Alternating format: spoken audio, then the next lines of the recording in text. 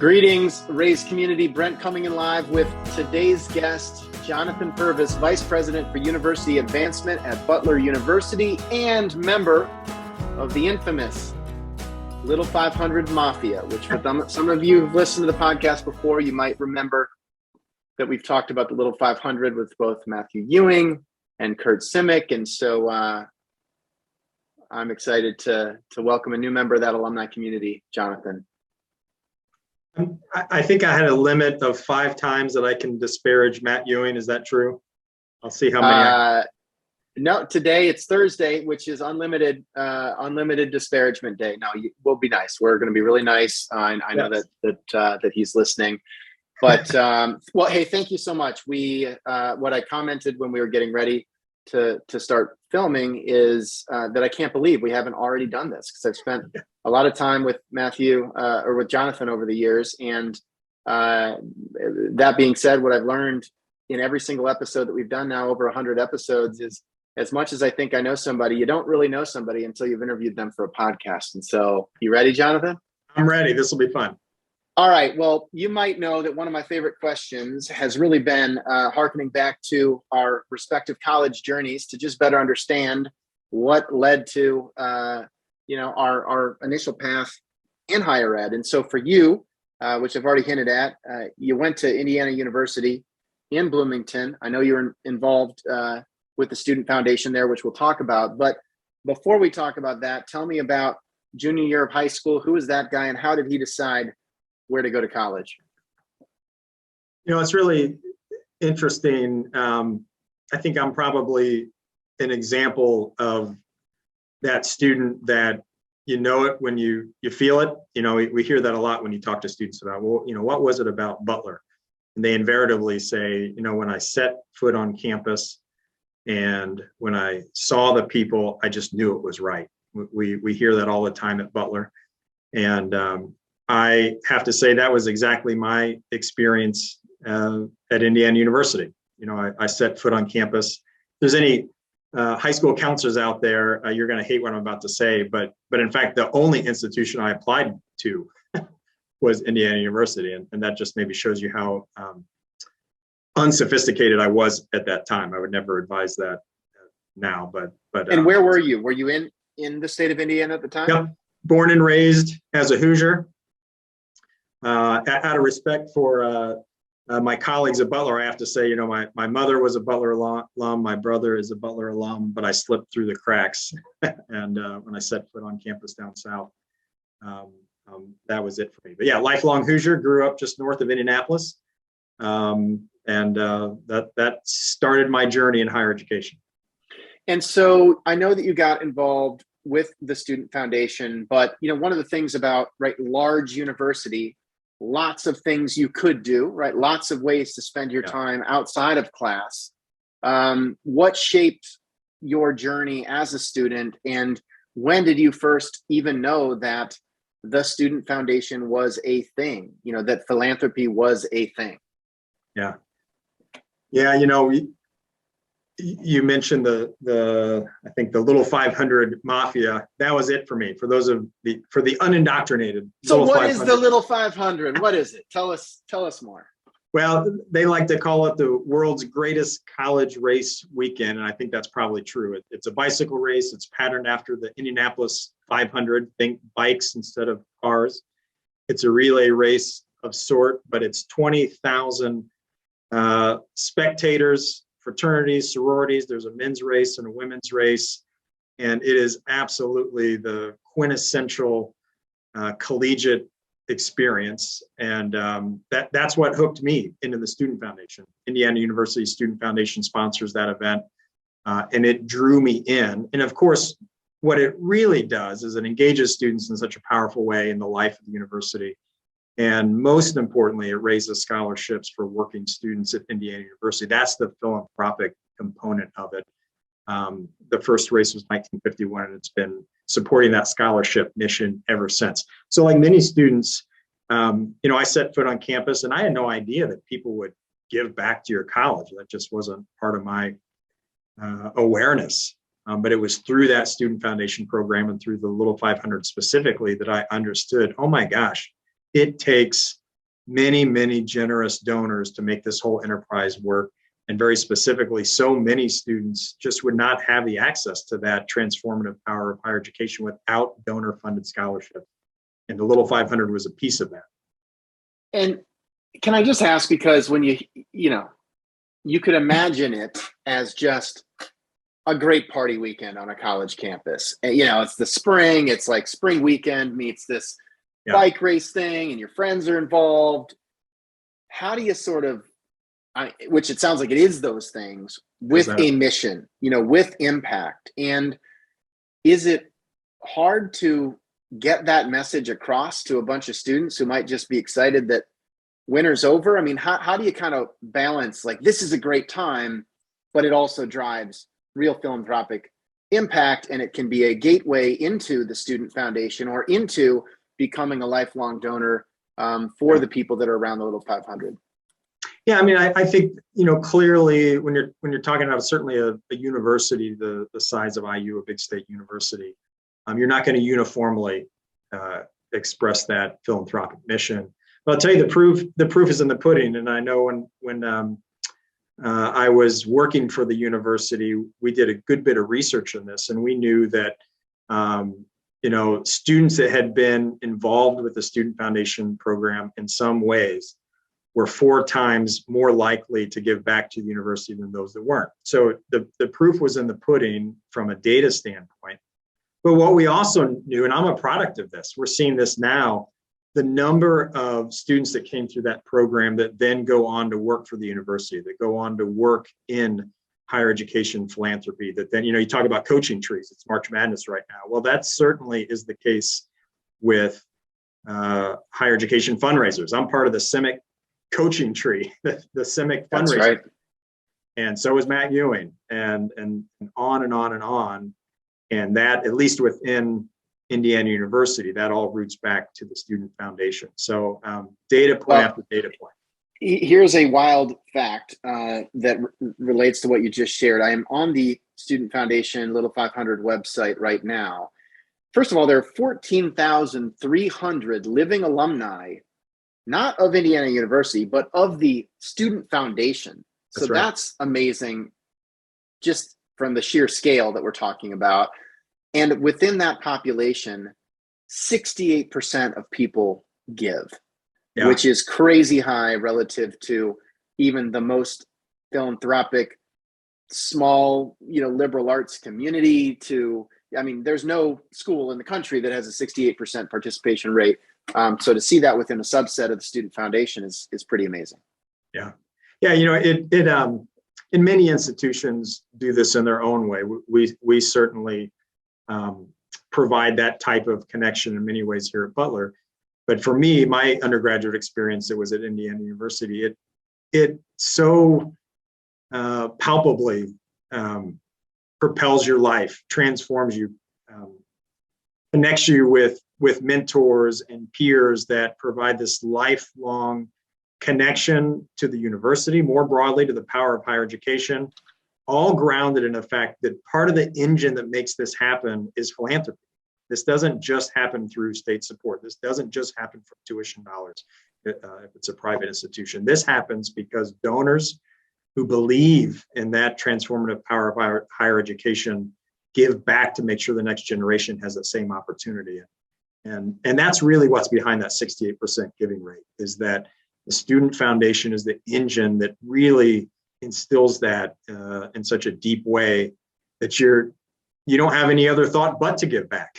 What else would you do but give back? And so tell me about what the next step was once you got involved in that community, you started understanding that philanthropy was a thing.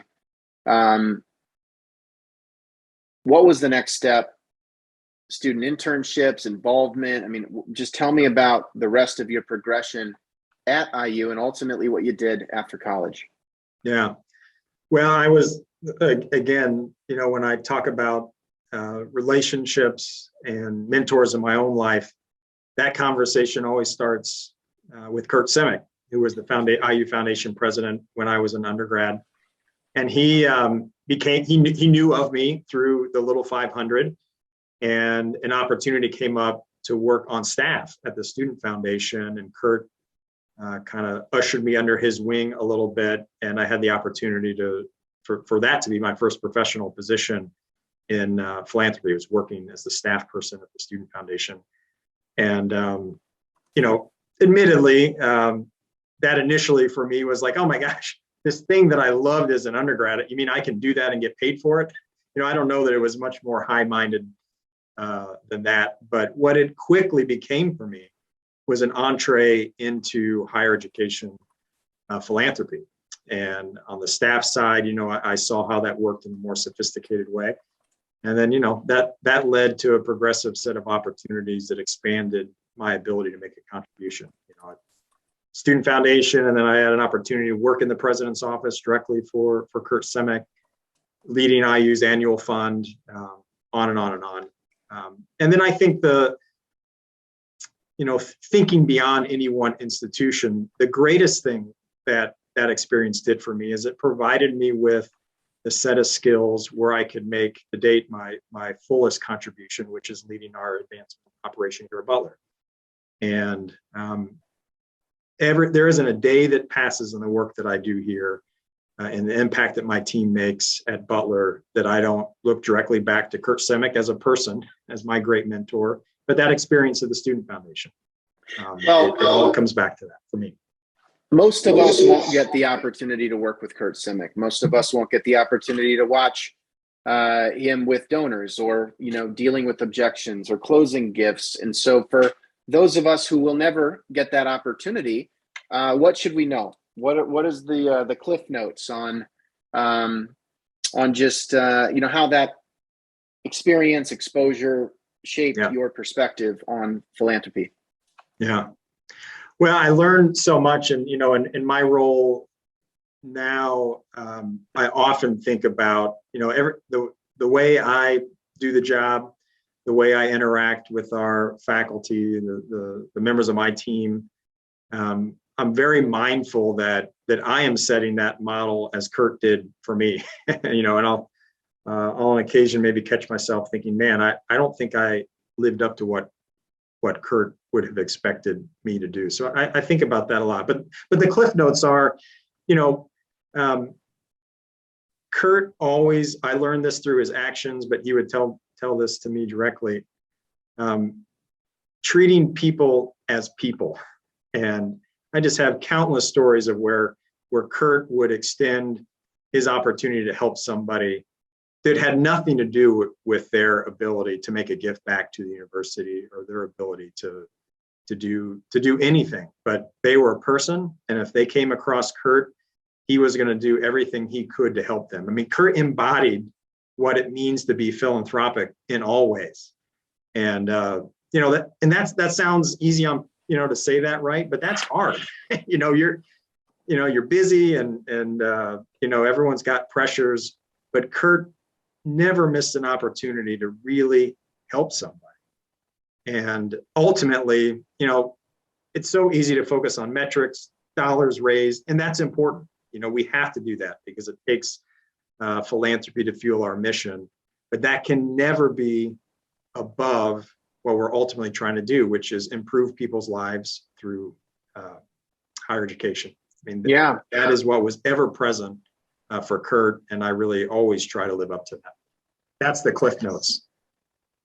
There's a venture capitalist who is a friend and mentor of mine in the Boston area named Mike Troiano, and we had him speak at our Raise conference a few years ago, and it's one of the most poignant sort of speeches that I've seen. It was very simple, and he is not particularly, he's never worked in philanthropy, but he, is a prospect, right, and has been engaged with successfully and unsuccessfully. And he shared this story of growing up in an Italian-American family in Rhode Island. They always had this expression as it related to getting together with friends and family. And the expression was knock with your feet, which is basically when you show up to somebody's house, because you've got the bread and the wine and the cheese and the meats, like you need to knock with your feet because you're going to lead with value. You're going to bring something. And he really encouraged our guests at that conference who are trying to get mind share with donors and trying to secure that visit and trying to hit those metrics to really take that same perspective of, you work for a university, you are a conduit to relationships and access and learning and opportunities, that if you think about that in the context of getting that visit, knocking with your feet, even if that is more digital in nature these days, Right. is something that, I always think about, even as we're trying to build relationships at Evertrue. It's sort of sales 101, but it sounds like that's a lot of what, Kurt Simic practiced as well. Absolutely. I love that. Knock with your feet. That's exactly right. Yeah. I'm not a good storyteller. He is. So I just retell his stories all the time. It's great. So here's the thing. You have worked both as a student, volunteer, then as a student, in a student worker capacity. You have worked in annual giving. You have worked with capital projects. You've done regional fundraising. You've done alumni engagement. When has it gone wrong? Any stories you're willing to share, and your team is listening, it's okay, where you've asked for way too much, way too little, any sort of moments of just, because this is a hard, a lot of markets, right? You're doing marketing and sales. What's it cost? It costs this much. Do you want it or not? There's a price. Whereas like philanthropy, it can be $1, it can be $100 million, and everything in between. You don't have as much to work with. And so any experiences that you're willing to share? Yeah. Well, I'm kind of hardwired to forget the negative. That's okay. You can share the positive, unexpected upside. That's fine. But I'll try to give you a straight an answer as I can, and not be one of those interview candidates that answers that with the best story ever. But I do think about this a lot. I think where I have gotten it wrong, it has usually been when I have strayed from remembering that ultimately this is about how do we fulfill a donor's philanthropic passions in a way that aligns with our institutional need. And I think it gets back to when, if we get too caught up, and when I have gotten too caught up in metrics or just trying to close that gift because we're trying to finish the fiscal year strong or whatever it is. And I've strayed from realizing that this is a person across the table from me that has their hopes, dreams, aspirations. Their life's work oftentimes is tied up in their ability to make the philanthropic contribution. When I've forgotten about that, and I've only thought about the institutional need side of the equation or my own personal metric side of the equation, I think that's when it typically goes wrong. I think when we are working really honestly with marrying the two sides, what is this individual's real passion? How can it help support our noble mission? I think, frankly, then it's almost hard to get it wrong. I mean, I think you almost, thinking you might ask too much and offend the person, or ask, not leaving money on the table because you're not asking enough. I think if you lead with really trying to understand how do those two connect, I do think that almost ensures that you're going to get something right. Early in my career, I'm sure I occasionally still blunder into this, but I didn't even know why I was getting visits. It was just like, hey, I'm going to be in Denver and I'd love to, catch up over coffee. Hey, there's somebody listening who just sent that email this week, by the way. But keep I bet going. there is. Yeah. And I sent that, by the way, so don't feel bad if you're doing it. And I didn't even know why, but I knew that, hey, I've got to get X number of personal visits this month, and I got to file a subsequent contact. And, luckily, we are so blessed in higher education that our donors, they are usually so far ahead of us. They know their passion. They know the transformative impact their institution has had on them. So even though we kind of blunder around, that they often save us. But I didn't realize that. I was leading with the, hey, let's have coffee. I'd love to hear about your experience. And not that I didn't want to hear about it, but I think that's where I've gotten it wrong. And I probably did that for a decade. And frankly, where I at some point I just said, you know what? I'm tired of doing that.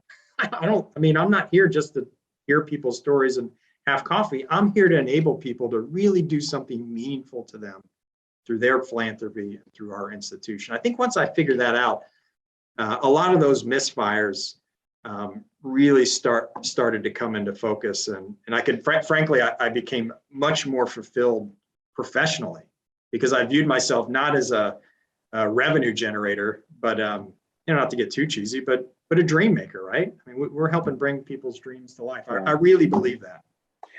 So I've got I'm just all about the random stories today, but one of my good friends from college played baseball at Brown, and he now leads a Sandlot program where he teaches youth baseball in a super fun, engaging way. His name is Coach Ball Game. He's on social media. He's really got a great following, but it's all about positivity and just fun, right? Not the high pressure stuff that a lot of folks are dealing with. And I recently caught one of his videos, and as a washed up high school baseball player myself, it really struck a chord with me. But I wonder if there's parallel to fundraising, which is basically said most kids, when they're batting and they're staring at that pitcher and they're a little nervous because they don't want to strike out in front of their parents, are thinking, should I swing? Should I swing? Should I swing? Should I swing? And then if it's a good pitch, I try to swing, but then it's too late. Yeah. And he said, so the number one thing that kids got to think about is, I'm going to swing, I'm going to swing, I'm going to swing. And then if it's a bad pitch, I don't. And that can be a real change in mentality that can just in one thing, one quick change of the mental state really improve outcomes. And I think about myself in high school, and I was definitely the should I swing, should I swing, should I swing, it's too late person. And I kind of wonder if that's the way it is with fundraising, and especially as you think about like yourself as a new fundraiser versus an experienced fundraiser. Your point being, if a donor takes a visit, they probably want to give. And is there just a mental flip of, I feel bad, I'm asking them for money, do they want to meet with me too? They probably want to give, they probably want to give, they probably want to give. Like, let's just have a bias towards positivity. They likely want to be philanthropic. The question is how much and why, but let's try to get out of that, I'm feeling guilty about showing up in the first place. Yeah, I couldn't agree more. I'm taking notes from you here. I got Coach Ball Game. Coach Ball Game. I'm going to give him a show out too. We'll tag him on LinkedIn when we share the post. He is the best. James Lowe. I love it. I heard some of you on the listening to the podcast may know Tim Seiler. And for many years, he was director of the Lilly Family School of Philanthropy fundraising school at Indiana University. And he would just preach every time I heard him present, we should be unapologetic about our desire to invite people to support our mission. And I think because, that's kind of flipping the script, we're not twisting people's arms. We're not, I'm trying to pull money out of their wallet. I mean, we should be unapologetic about the fact that the work that we do fuels life transformation. I mean, that just is what it does. I believe that so firmly that and you wouldn't have to work very hard, Brent, to get me really tearing up here. When I think back about my college experience, it just, and I'm not different than most. Transformation is such a throwaway term anymore, but it is just true. I just came out the other side a fundamentally different and better person. And if I hadn't had the opportunity to have that experience, my life would be fundamentally different. And we should be unapologetic about the fact that we're inviting donors to help make that happen in other people's lives. And when you do that, here's maybe where metrics or fundraising totals do come into that. It is always an upward negotiation. It's not about the bare minimum I can give you to get my name on, the side of a building or something. It's about what is the most I can give you to have the greatest impact. And I think, again, it took me a decade to really understand that as a fundraiser, and it flipped a switch for me. When you talk about that personal story, though, and I feel like this a lot, I feel like we have such an opportunity to tell that story in the context of higher ed headlines, because higher ed is under attack. What you just said is like the counter narrative to student loans and tuition and ROI and all of these things that are valid concerns, but it is such a doomsday scenario in so many headlines that the little 500 impact story, your impact story, my impact story, my friend James, Coach Ball Games impact story, getting to play baseball at Brown University. Like we're just losing the narrative right now and just letting it be only about student loans constantly. And I feel like the human impact story that we live and that you see and help fund and your team funds every single day, first gen, low income, specific mentor paths, programs, we're just not telling that story. Yeah. I feel like to counter that national narrative right now. Yeah, we've got to be, I just agree 100% that we have to recapture that narrative. It almost feels like we need more of a lobbying effort or something where it's just, or shared marketing campaign where, and I do feel like the NCAA has done this pretty well, right? When they talk, there have been some really good ad campaigns about student athletes and people going pro in something other than sports, but it's well, what about the 95% of people that are not student athletes? Because we are driving a lot of impact there as well. And I feel like there's so much focus on the worst 10% of stories and outcomes that are just burying the great experiences that you've had and I've had and so many people have had. Yeah. And I think the agree, absolutely. And, another piece of that, and I think this is where higher ed does merit some, healthy self-reflection, is really being as serious as we can, and many institutions are. I know we have these conversations every day here at Butler, is the access piece. So how do we really make sure that experience isn't just for the privileged few or isn't on the backs of student loans, which that is a real issue. But the life transformation, as I've said already 100 times on this podcast, we know that is absolutely real. We can, again, be unapologetic, as Tim Seiler said, about our mission. And then I think that's a critical part of our work as fundraisers, is that we have the opportunity, frankly, the obligation to work with donors so that we can expand that access as broadly as possible. I think that is the issue of our time as fundraisers, is leveraging philanthropy to drive access as broadly as possible. Because we know that when students are able to have this experience, it changes their life, it changes the lives of their family, it changes the lives of what they're able to do throughout their community. That's an imperative. Well said. Let's talk about that in the context of Butler. It is March 31st, 2022, as we are recording this. And I see that on April 23rd, 2022, there will be a big celebration in Hinkle Fieldhouse around the $250 million Butler Beyond campaign. You joined Butler this time of year 4 years ago in 2018, which feels like roughly 20 years ago. So tell me about the 4 years leading Butler, your first advancement, top leadership role. You knew everything one could know about IU. It sounds like you had some exposure to Butler, but probably had a big learning curve. Just tell me about the experience leading the campaign and obviously getting through it successfully in the midst of the last decade we've lived in the last 2 years.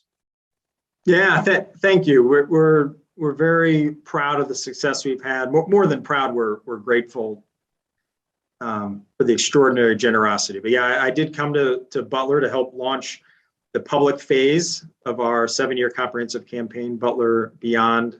We will officially end that May 31st. Yes, sir. Was it a hard decision to join Butler? I'll give you a quick story.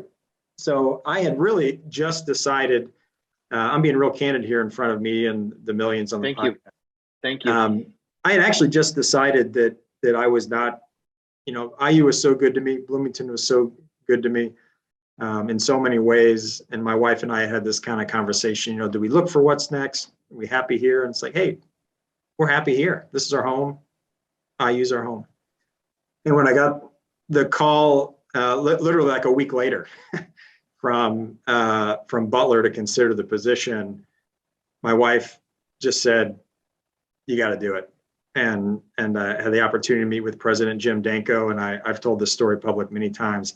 I ran out of Jordan Hall, which is our administration building. My wife was waiting for me, and I said, I got to work at this place, but more importantly, I have to work for this man. I mean, that is just the truth. I mean, his vision for the university, what he had done, is doing for Butler was just extraordinary, and the opportunity to serve on his team and serve in this capacity was just a no-brainer. So as deeply as I believed in IU, believe in what IU is doing, it's a great public institution.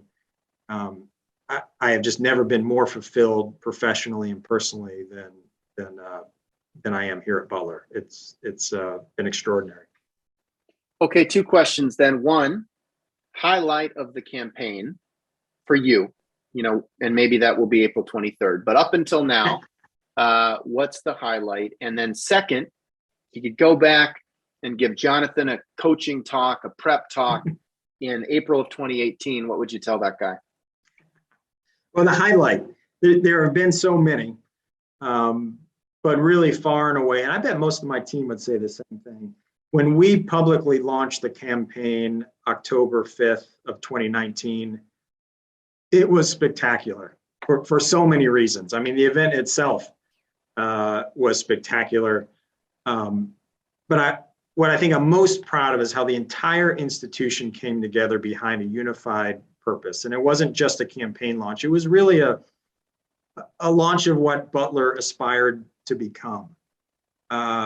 And philanthropy as a centerpiece of the way we were going to do that. And it was a whole university moment where we came together, and I've never been more proud of being part of something in the way we launched that, and the palpable impact that it had on the donors and our alums and our administration, our students that were there. We had over 1,200 people in our Clues Memorial Hall for that launch event.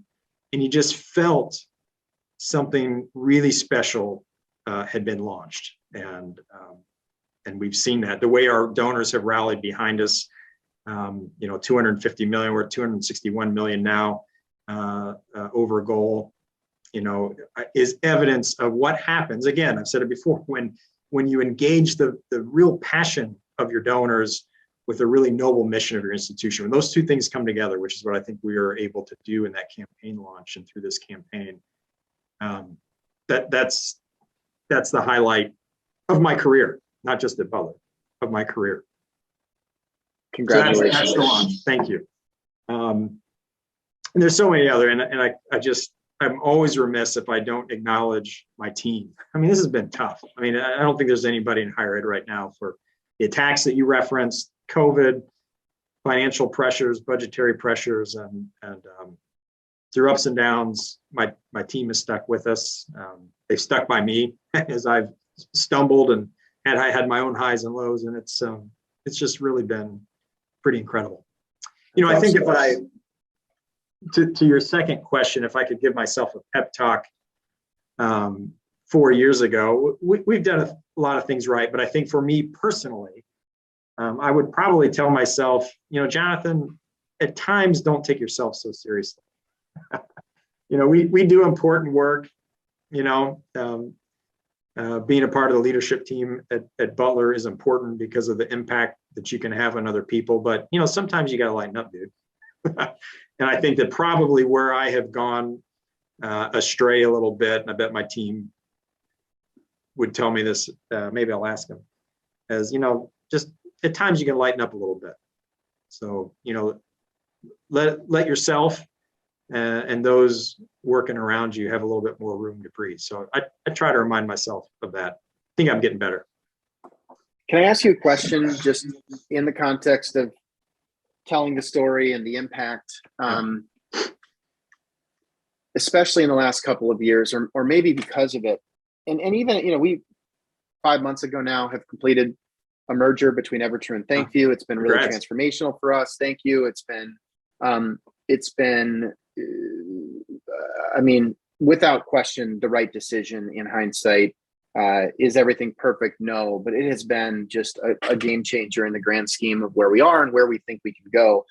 But as we've now really adopted, we brought two teams together, geographically dispersed, got people in 30 states now, which is just crazy to say, given that we were basically in 2 states before the pandemic, 5 states or something like that. But as we found ourselves at times, even in our all hands meetings, right, talking about the impact, or, JD or I will tell a story of what we heard from Jonathan and the Butler team, or whatever it may be. And recently we just started saying, why aren't we just inviting our customers to join our all hands meetings? I mean, they're a Zoom link away.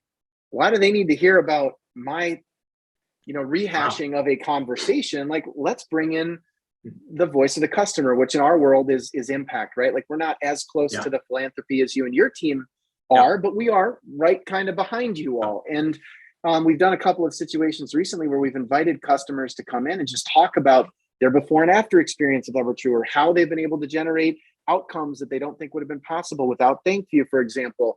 And I'll tell you what, it has been so much better for our team to hear it from them than to hear it from me about them. And I'm curious, in the world of philanthropy and in the advancement space, are we there yet? Are we inviting students to join our all hands story, to tell their impact story, or to join our all hands meetings for that matter? And I'm sure that we do it in the context of April 23rd. There will be impact stories, or we will talk about the outcomes of the philanthropy. But how do we do that for our advancement teams on a more regular basis? And I'm just curious, not trying to put you on the spot too much, but I feel like that's been a real eye opener for me recently, and something that I hope we can continue to bring in, that voice of customer to our team. And so for you, is it voice of donor or voice of student that can maybe, counter some of the negative vibes that are out there at times?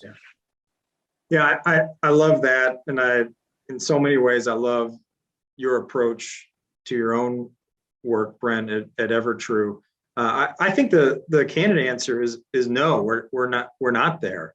I think you're kind of challenging in a really positive way by asking that question. One of the things that, by and large, has been extremely positive, but as philanthropy, particularly higher education philanthropy, has professionalized, right?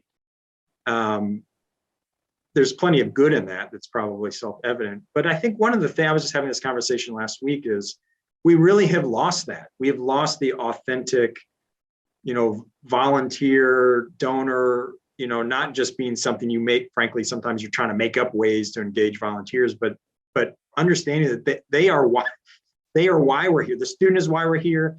The donors in different ways are why we're here. And when we become so professionalized that they're kind of almost on the outskirts, and because we know so much, we push them out. I think that is a clear negative. And we have to think about, I think we have to kind of flip that script in the way we think about it. And admittedly, that's a hole we have, I think, as a profession, certainly here at Butler. But I love the way you're thinking about, why not bring the customers in?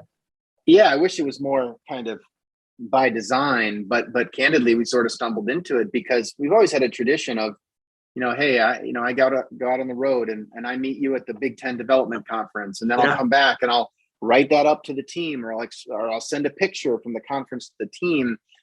But that was all in this sort of pre-COVID road warrior kind of field-based thing, where it was just going to be me and Jonathan, or me and Matthew, and then I'll tell you all about it. And now we're just a link away. And so we need to get better at it. And I will say, selfishly, that's where, like, one of my favorite capabilities of our Thank You product is we have this ability to request a video. And so odds are, here's what's going to happen, by the way, just so you know, this is a new tactic that we've been doing, but my colleague Solange, when we publish this podcast episode, is going to smartly get a list of all of the Butler advancement professionals, and she's going to load that into a thank you campaign. And I'm going to wake up one day and I'm going to have a text message that says, Brent, the episode with Jonathan is going live. Make a video with a little bit of a pep talk for the Butler team and invite them to watch the episode. And hopefully some of them will, which means more of them will get exposure to EverTrue. They'll get some exposure to me, and it's fun and it's authentic. And it's kind of like, what is your version of that, right? Where, like, what if somebody in your team would request a video from a donor saying, hey, could you do a pep talk for our advancement team? Or, find a student leader who is willing to remind your team, like, I wouldn't be here if it weren't for the work that you all do. Thank you. And it's like that little stuff that, it's not about the technology, right? Anybody can record a video. It's about the combination of, making it streamlined, which we try to do, but then having a process in place to actually go out and get those stories and then retell them. And I do think in this sector, we do it so well in the public campaign launch on October 5th and closing the campaign on April 23rd. But how do we do it for our teams who could be doing other things? And so food for thought. I know you're thinking of students right now who would reinforce that message for you and your leadership team. Hey, Brent, before time gets away from us, you mentioned the Big Ten Development Conference. Yeah. And I don't, what would that have been 10 years ago now, maybe when Brent hit the scene. Yeah, I think I got my big break was when Greg Kapp from Purdue University invited me to speak at the 2015 Big Ten Development Conference. So almost 7 years ago. And man, you talk about inflection points on an entrepreneurial journey. That was a big one for me. Well, I'm going to put you in the spotlight here a little bit. So I was there, and that's when I believe I first met you. And, you talk about, kind of turning a profession that maybe moves slowly traditionally on its head. And I'm not sure that everybody knew what quite to make of you, but I knew exactly what to make of you, which is, oh my God, this is the future. And, it's just been incredible for our paths to intersect over time. And now, Butler, we're really proud to be partnering with Evertrue. We're kind of just dipping our toes in that. And there's so much opportunity to grow that partnership for us. But talk about starting with what are we ultimately trying to do? And then realize that, hey guys, you've got all this right in front of you. I love that your early version of your pitch, which I know you evolved, that, if somebody wrote your president a letter, would you just throw it in the trash? Your donors are writing letters to you every day on social media and you're just ignoring. And, again, flipping a whole profession on its head, you've done that. I know you must be so gratified with how you've grown Evertrue, everything else. Yeah, but I think about that conference though, and it did feel, there were times when I thought, oh, we're way too late to this market. And then it was like, whoa, we're way too early to this market. And, now it's starting to feel like, now we're starting to feel like it's getting just about right. But but at that moment on that stage with hundreds of you in the crowd, most of whom I didn't know and hadn't had the opportunity to work with, that was definitely a feeling of the, should I swing? Should I swing? Should I swing? Should I swing? I'm not sure. Mm. And I do feel like we're at a spot right now where it's a little bit like your world, which is, I know this works. I know what we're talking about. What would you do if you got a letter? I know the things you would do. How do we make that automated and simple and make it almost impossible not to do this? Because every single day, number one thing that I see every day for every one of our partners, and if I jumped into our work with you all this afternoon, all I would see is untapped potential, opportunity hidden in plain sight. And we are continuing to chip away at how we get there. How do we realize that opportunity without just hiring armies and armies and armies of frontline development professionals at times when budgets are challenged? And so it does feel here, 7 years later, we got a lot to do, a lot of things to improve. But it's much more, I'm going to swing because I know it can work, and not everybody's going to believe that or wants the sales pitch, but it is the future and it's the present increasingly, which makes me even happier because I don't want it to be the future forever. But tell me a little bit about, the experience in the Big Ten. It is a very tight-knit community. You've also got the Little 500 Mafia and the Lilly School Mafia, and just a great network of friends and folks that I know that you can rely on for your own kind of, just friendship and counsel and that sort of intersection of friendship and mentorship that a lot of us have. I know you and Matthew have a great relationship, but who are some of the other people that you sort of turn to as both friends and collaborators in the space? Yeah. Well, I'll give a shameless plug if I can.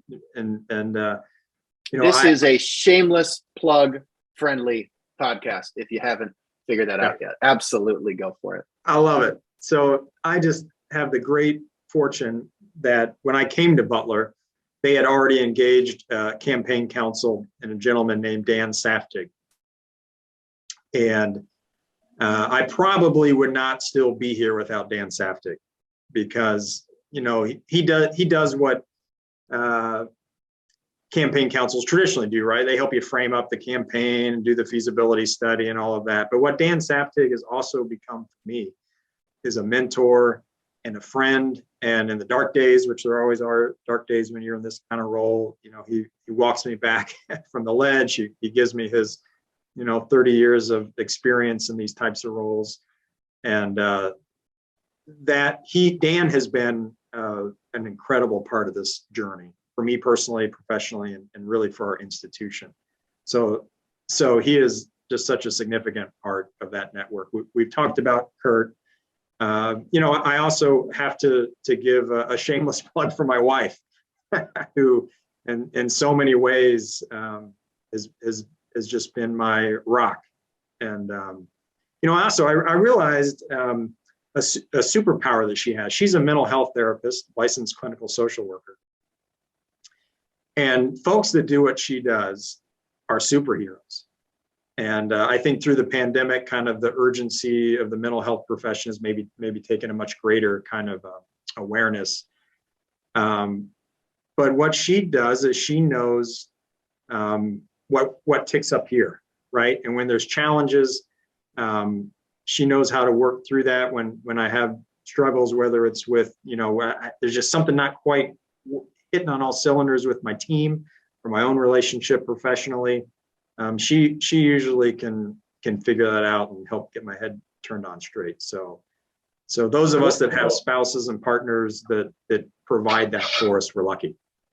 Let's talk a little bit more about that. First of all, Dan Saftig, I'm now seeing my first email exchange ever with Dan Saftig in June of 2012. So about 10 years ago, I had presented, which truly people did not know what to think of me, when I presented to the GGNA conference that Dan was at, and how I snuck my way in there at that point, I have no idea.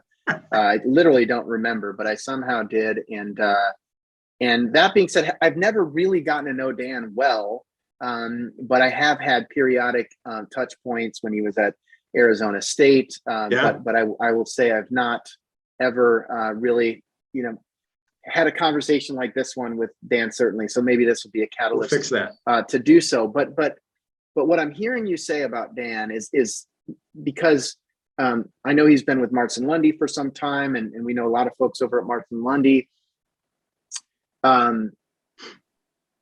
Is campaign counsel really code for like campaign coach / campaign therapist? Because I recently started working with an executive coach, and he had previously worked with JD and the team at Thankview, and I had been thinking about getting coaching for some time, and now we've got a much larger organization, and it's going to continue to grow. And I thought, I need a coach. This is my time.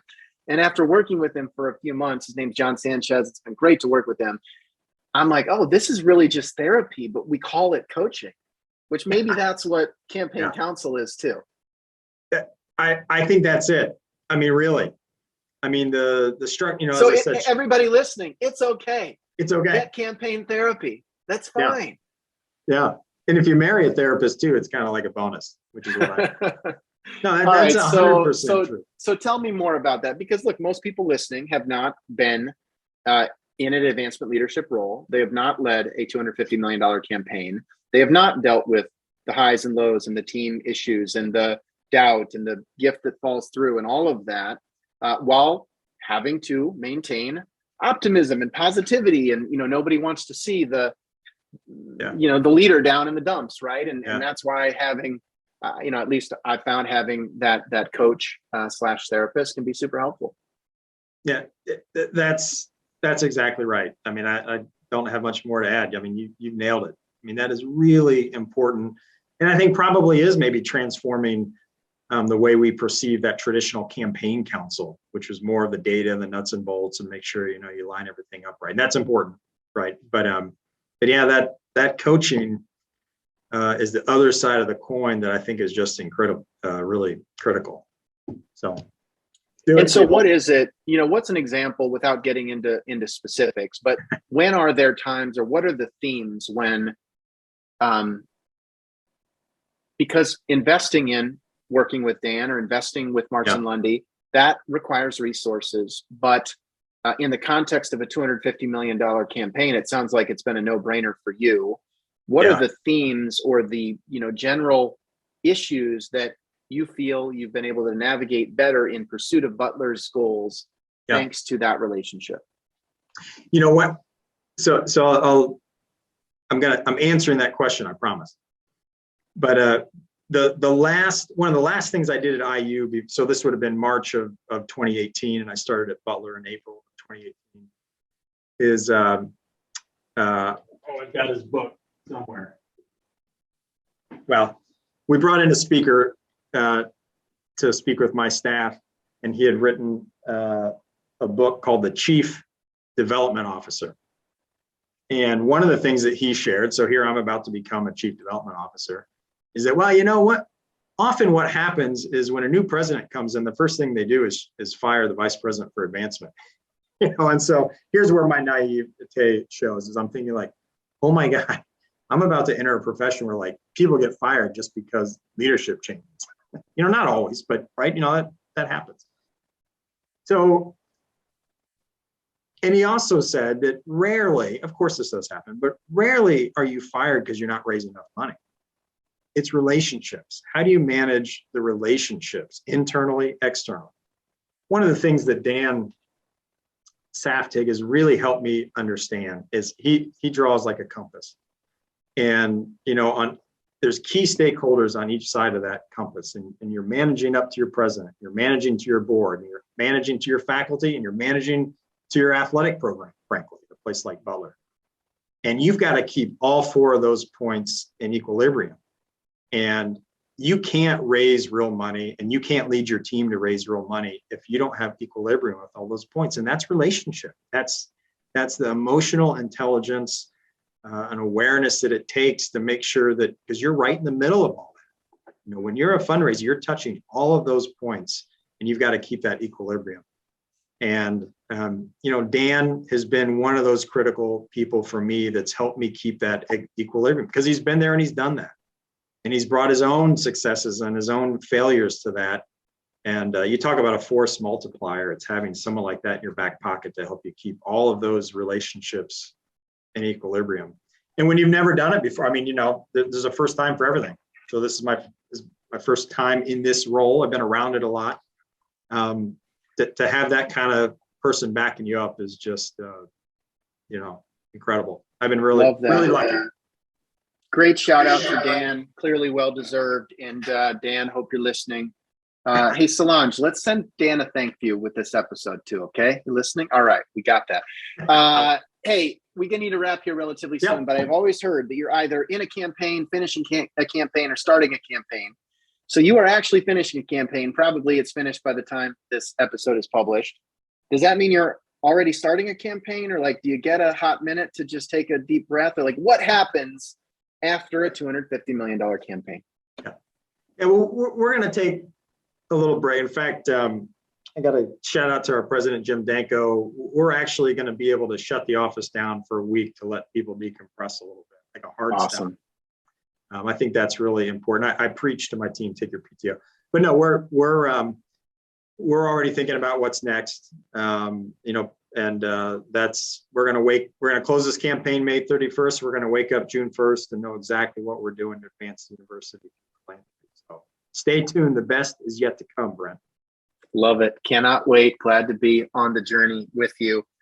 Jonathan, I'm super grateful for your willingness to come on today. I know that your team is going to enjoy learning, more of your journey, and I know others will be listening out there. But on that note, for folks listening who want to get in touch with you, what's the best way to do that? I know you're active on LinkedIn, and then as it relates to your team? Are you hiring? Are you, in a bit of a pause, which would be typical maybe following a campaign? Just what should folks do who are excited and want to learn more about Butler? Yeah, love to hear from everybody for whatever reason. LinkedIn, Facebook, Twitter, email me if you're old fashioned, jpurvis@butler.edu. I would love to hear from you. We are hiring, always looking for great people. If you want to make a meaningful contribution to a great institution that has a great culture, you want to be a Butler. So shout at me. Butler Beyond. Hey, Jonathan, thank you so much. With that, folks, I am going to wrap up today's episode with Jonathan Purvis, Vice President for University Advancement at Butler University. Go Bulldogs. Go Dogs.